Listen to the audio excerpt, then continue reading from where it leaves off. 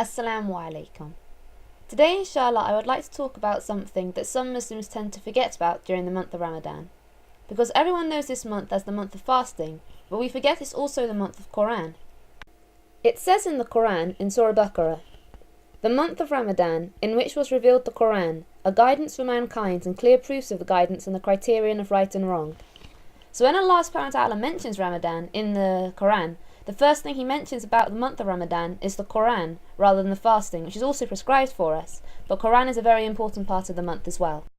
When you read the Quran during any month other than Ramadan, you get the good deeds equivalent to 10 good deeds per letter you read, and that's as a minimum. Depending on the sincerity of your reading, you can be getting many more than that.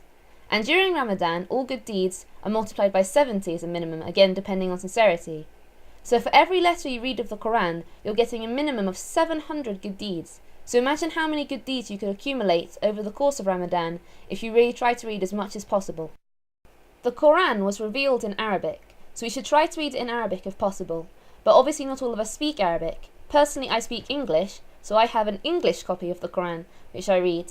And that way I can get the meaning of the Quran as well, because the Quran is the word of Allah subhanahu wa ta'ala, and it's His way of communicating with us Muslims. So by reading it, we can truly understand what He wants from us, and so it's beautiful to read in your own language as well as Arabic.